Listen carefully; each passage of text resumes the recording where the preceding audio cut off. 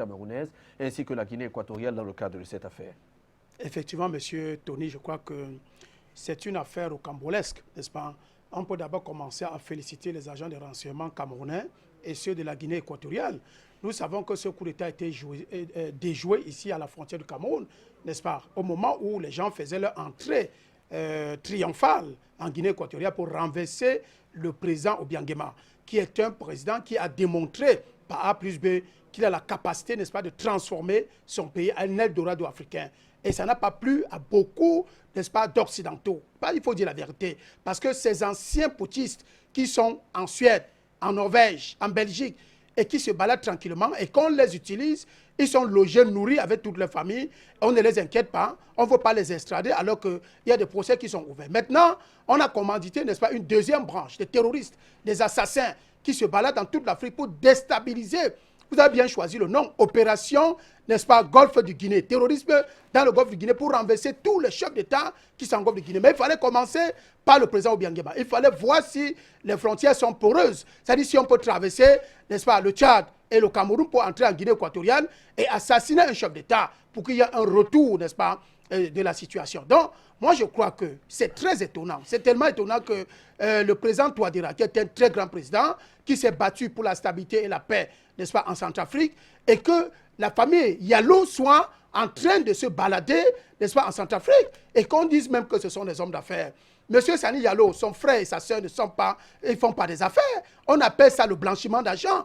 Ils blanchissent de l'argent. Les gens qui récoltent l'argent du terrorisme, l'argent des armes, ils mobilisent près de 3000 rebelles. D'ailleurs, ils ont été au cœur des assassinats en Centrafrique, n'est-ce pas, au cœur de la Séléka.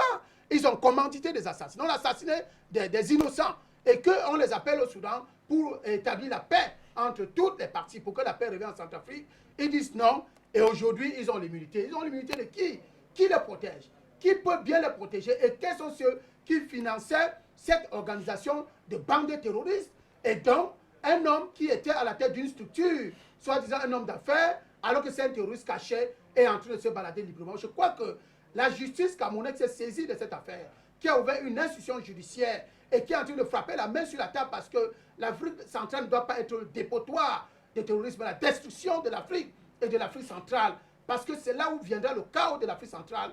La justice camerounaise s'est mobilisée ensemble avec les services de renseignement équato-guinéens pour que tout le monde réponde, que les gens passent, n'est-ce pas, devant le tribunal pour répondre de leurs responsabilités.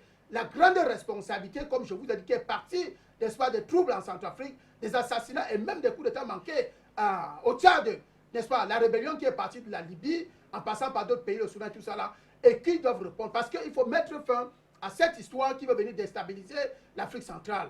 Alors, les Blancs, je dis bien les Blancs, parce que les gens seront énervés par ce pas des Blancs. Moi, je suis noir. Je veux parler des terroristes. Les plus grands terroristes, ce sont les Occidentaux. Ce sont ces gens-là qui protègent ces terroristes, qui font en sorte que ces gars circulent librement parce qu'ils vont en France. Moi, j'ai suivi la dernière information. Ils sont passés par la France pour aller en Belgique il y a moins de 2 mois aujourd'hui. Ils circulent librement alors qu'il y a un mandat qui est mis contre eux.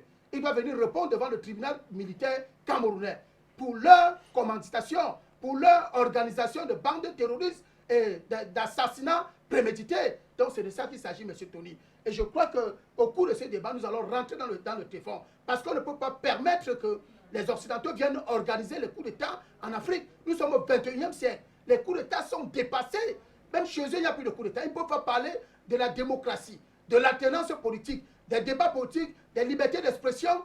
Et ils viennent ajouter, n'est-ce pas, l'assassinat des chefs d'État en Afrique centrale, hein, le terrorisme en Afrique, et qu'on puisse les laisser tranquilles. Donc dans les détails, je crois que je vais apporter plus de lumière sur la responsabilité des Occidentaux. Je vais citer certains pays qui sont impliqués directement et qui ont même financé et qui ont livré des armes qui sont passées par des ports, n'est-ce pas, que ce soit de Malabo, les ports autonomes de Douala, ainsi de suite, et du Tchad, pour arriver, n'est-ce pas, à la frontière pour entrer en Guinée équatoriale.